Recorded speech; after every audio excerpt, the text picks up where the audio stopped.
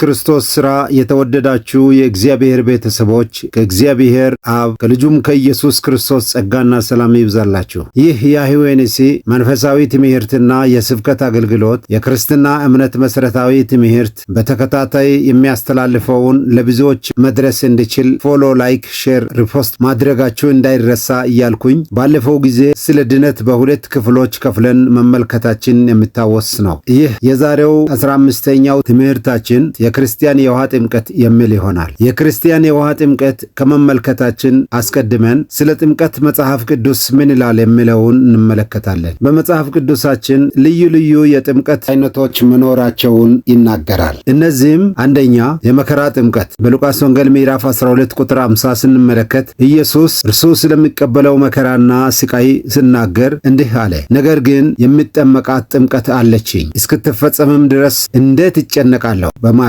የስቃይ ወይም የመከራ ጥምቀት መኖሩን ተናገረ። ኢየሱስ ከዚህ የመከራ ጥምቀት በኋላ ወደ ክብሩ ስለሚገባ የመስቀሉን መከራ ጥምቀት በሚል ተጠቅሞበታል። በዚህ ንግግሩ ጥምቀት ወደ አዲስ ምዕራፍ የሚገባበት ሂደት መሆኑን አመልክቷል። ምክንያቱም ኢየሱስ ክርስቶስ ከመስቀል መከራ በኋላ ወደ ክብሩ እንደሚገባ ተናግሯልና። ሁለተኛ የመንፈስ ቅዱስ ጥምቀት። የመንፈስ ቅዱስ ጥምቀት በማቴዎስ ወንጌል ምዕራፍ 3 ቁጥር 11 እና ሐዋርያ ሥራ ምዕራፍ 1 ቁጥር 5 እንደተጻፈው በሥጋ ፈቃድ ከአባቱና ከእናቱ የተወለደ በአካላዊ ቁመና የሚታይ ፍጥረታዊ ሰው በዮሐንስ ወንጌል ምዕራፍ 3 በመንፈስ ቅዱስና በውሃ ዳግም መወለድ ተብሎ በተገለጸው ይህ በእግዚአብሔር ቃል መወለድን በመንፈስ መጠመቅ በማለት ይገልጸዋል። ይህም በአንድ ሰው ሕይወት በአንድ ጊዜ ብቻ የሚከናወን ሂደት ነው። አንድ ሰው በመንፈስ በመጠመቅ ከሥጋዊ ዓለም ወደ መንፈሳዊ ዓለም ጠልቆ መግባቱን ወይም በሥጋ ተጽዕኖ ስር ይኖርና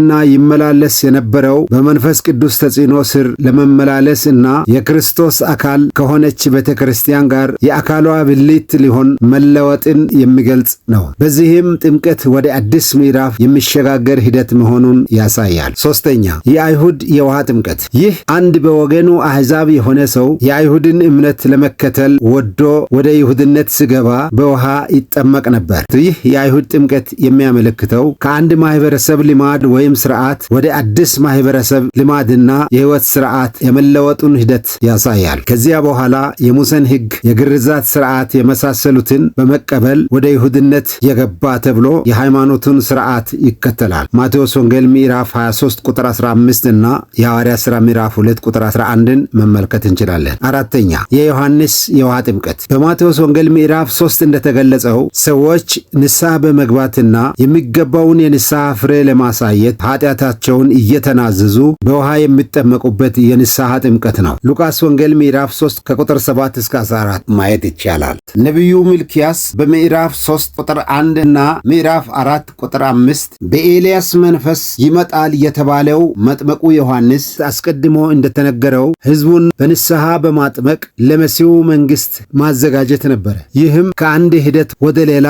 መለወጥን፣ ሽግግርን ያመለክታል። አምስተኛ የክርስቲያን የውሃ ጥምቀት። ይህ የክርስቲያን የውሃ ጥምቀት የዛሬው የትምህርታችን ርዕስ ነው። ጥምቀት ባፕቲዞ የሚለው የግሪኩ ቃል ሁለት ትርጉም ሲኖረው የመጀመሪያው ማጥለቅ ሲሆን ሁለተኛው ደግሞ በአንድ ነገር ተጽዕኖ ስር መሆን ማለት ነው። የክርስቲያን የውሃ ጥምቀት ኢየሱስ ከትንሣኤው በኋላ ለደቀ መዛሙርቱ የሰጣቸው ትእዛዝና እስከ ዛሬ ድረስ ቤተ ክርስቲያን የሚታካሂደው የታላቁ ተልእኮ አንዱ አካል ነው። በማቴዎስ ወንጌል ምዕራፍ 8 ቁጥር 19 እስከ 20 እንግዲህ ሂዱና አሕዛብን ሁሉ በአብ በወልድና በመንፈስ ቅዱስ ስም እያጠመቃችኋቸው ያዘዘኋችሁን ሁሉ እንዲጠብቁ እያስተማራችኋቸው ደቀ መዛሙርት አድርጓቸው፣ እነሆም እኔ እስከ ዓለም ፍጻሜ ድረስ ሁልጊዜ ከእናንተ ጋር ነኝ በማለት ደግሞም በማርቆስ ወንጌል ምዕራፍ 16 ቁጥር 16 ያመነ የተጠመቀም ይድናል፣ ያላመነ ግን ይፈረድበታል በማለት ጌታ ኢየሱስ ክርስቶስ ደቀ መዛሙርቱን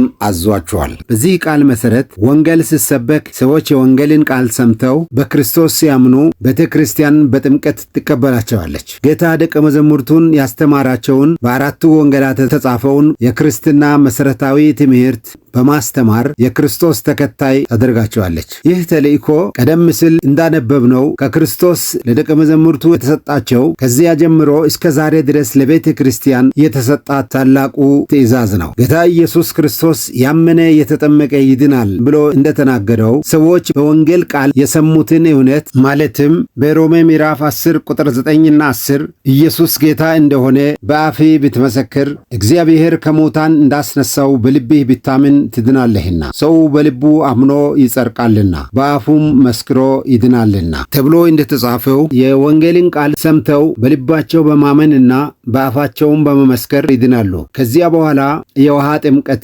የሚከለክላቸው ምክንያት የለም። በሐዋርያት ሥራ ምዕራፍ 8 ቁጥር 36 እስከ 38 ክፍሉ ስለ ኢትዮጵያዊው ጃንደረባና ስለ ወንጌላዊው ፊልጶስ የሚናገር ነው። ቃሉ እንዲህ ይላል። በመንገድም ሲሄዱ ወደ አንድ ውሃ ደረሱ። ጃንደረባውም እነሆ ውሃ እንዳልጠመቅ የሚከለክለኝ ምንድን ነው አለው። ፊልጶስም በፍጹም ልብህ ብታምን ተፈቅዶልሃል አለው። መልሶም ኢየሱስ ክርስቶስ የእግዚአብሔር ልጅ እንደሆነ አምናለሁ አለ። ሰረገላውም ይቆም ዘንድ አዘዘ። ፊልጶስና ጃንደረባው ሁለቱም ወደ ውሃ ወረዱ፣ አጠመቀውም ይላል። በዚህ ክፍል እንደተመለከትነው ሰዎች የወንጌልን ቃል በመስማት ክርስቶስ እንደሞተና እግዚአብሔር አብ ከሙታን እንዳስነሳው በልባቸው ቢያምኑ በአፋቸው ከመሰከሩ ጥምቀትን የሚከለክላቸው ምንም እንደሌለ በዚህ ክፍል እናያለን።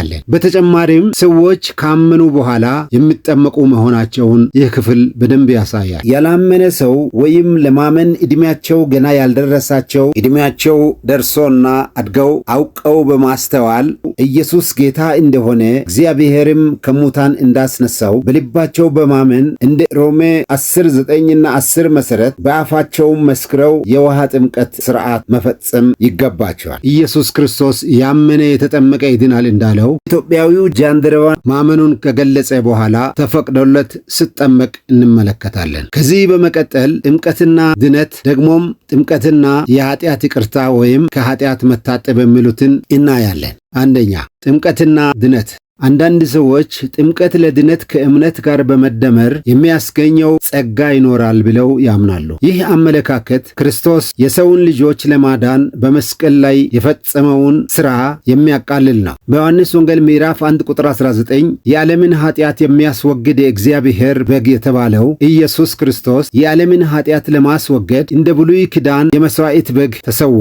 በሮሜ ምዕራፍ 6 ቁጥር 23 የኃጢአት ደመወዝ ሞት ነውና እንደተባለው በአዳም ውድቀት ኃጢአት በማንነቱ የገባውን የሰውን ዘር መጽሐፈ ኢዮብ ምዕራፍ 15 ቁጥር 16 እንደተገለጸው ኃጢአትን እንደ ውሃ ስጠጣ የኖረ የኃጢአት ዋጋ የሚያመጣውን ሞት ለማስወገድ በምትኩ ኢየሱስ በመሞት በደሙ የኃጢአትን ይቅርታ በማስገኘት በጸጋ ነጻ ያዳነውን ይህንን የእግዚአብሔርን ቸርነት የሰው ተግባር ወይም ውጫዊ ሥርዓት የሆነው ጥምቀት ከዚህ ከእግዚአብሔር ነጻ ስጦታ ጋር ሊደመር አይችልም። ሰውን ሊያድን ከቶ አይችልም። ጥምቀት የሚገልጸው በሮሜ ምዕራፍ 6 ከቁጥር 3 ጀምሮ አነበዋለሁ። ወይስ ከክርስቶስ ኢየሱስ ጋር አንድ እንሆን ዘንድ የተጠመቅን ሁላችን ከሞቱ ጋር አንድ እንሆን ዘንድ እንደተጠመቅን አታውቁምን? እንግዲህ ክርስቶስ በአብ ክብር ከሙታን እንደተነሳ እንዲሁ እኛም በአዲስ ሕይወት እንድንመላለስ ከሞቱ ጋር አንድ እንሆን ዘንድ በጥምቀት ከእርሱ ጋር ተቀበርን። ሞቱንም በሚመስል ሞት ከእርሱ ጋር ከተባበርን፣ ትንሣኤውንም በሚመስል ትንሣኤ ደግሞ ከእርሱ ጋር እንተባበራለን ይላል። ደግሞም ቆላስይስ ምዕራፍ 2 ቁጥር 12 በጥምቀትም ከእርሱ ጋር ተቀበራችሁ፣ በጥምቀት ደግሞ ከሙታን ባስነሳው በእግዚአብሔር አሰራር በማመናችሁ ከእርሱ ጋር ተነሳችሁ በማለት እንደተገለጸው ጥምቀት በሞቱና በትንሣኤው በማመን ይህንን እምነታቸውን የሚገልጡበት የተግባር ምስክርነት፣ በሞቱና በትንሣኤው መተባበራቸውን የሞቱና የትንሣኤውን ትዕይንት የሚገልጹበት ውጫዊ ምልክት ነው። በሮሜ ምዕራፍ 8 ቁጥር 9ና 10 እንዳየነው አንድ ክርስቲያን በልቡ ያመነውን በአፉ በመመስከር ማመኑን እንደሚገልጸው ሁሉ በጥምቀትም በክርስቶስ ሞትና መቀበሩን እግዚአብሔር አብ በትንሣኤ ከሙታን ማስነሳቱን ያመነበትን እምነት የመሞቱን የመቀበሩና የትንሣኤውን ትዕይንት በጥምቀት ይገልጸዋል። ይህ በኢየሱስ ክርስቶስ የተሰጠ ትእዛዝ እስከ ዛሬ ድረስ በቤተ ክርስቲያን እየተካሄደ ያለ የታላቁ ተልእኮ አንዱ አካል ነው። ድነት የሚገኘው በጸጋ ብቻ ነው። ኤፌሶን ምዕራፍ 2 ቁጥር 5 በበደላችን ሙታን እንኳ በሆነን ጊዜ ከክርስቶስ ጋር ሕይወትን ሰጠን በጸጋ ድናችኋልና ይላል። ይህ ክፍል የሚገልጸው እኛ በበደላችንና በኃጢአታችን ሙታን ሆነን ሳለን እርሱ በእኛ ምትክ በመስቀሉ ላይ በመሞት ሞታችን በሞቱ ተተክቶ የእርሱን ጽድቅ በመልበስ በእግዚአብሔር ጸጋ ብቻ መዳናችንን የሚያረጋግጥ ነው። ድነት የክርስቶስን የመስቀሉን ሥራ በማመን ብቻ የሚገኝ መሆኑን ያረጋግጥልናል። ይህም የሰው ውጫዊ ሥራ ሳይታከልበት በክርስቶስ ሥራ በማመን በጸጋ ብቻ የሚድኑበት አሰራርና ነፃ ስጦታ ነው። ሁለተኛ፣ ጥምቀትና ከኃጢአት መንጻት ወይም ከኃጢአት መታጠብና ስርየት ማግኘት። ቀደም ሲል እንደተመለከትነው ጥምቀት በልቡ ያመነ ሰው ማመኑን በምስክርነቱ እንደሚገልጸው ሁሉ ክርስቶስ ሞቶ መቀበሩንና ትንሣኤውን በእምነት መተባበሩን የሚገልጽበት የተግባር ምስክርነትና ውጫዊ ምልክት ነው። በጥምቀት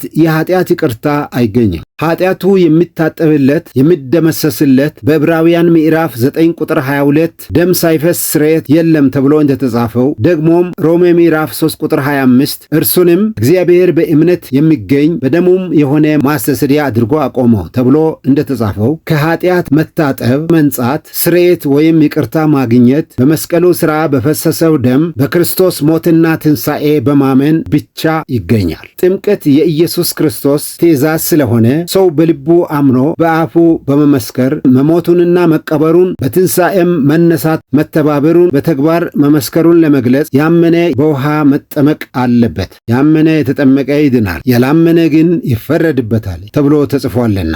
ውድ ወገኖቼ ይህ ትምህርት ለሁሉ እንዲደርስ ፎሎ፣ ላይክ፣ ሼር፣ ሪፖስት ማድረጋቸውን እንዳትረሱ። በሚቀጥለው ስለ ጌታ እራት እንነጋገርበታለን። ጌታ በባርኮቱ ይጠብቀን። አሜን።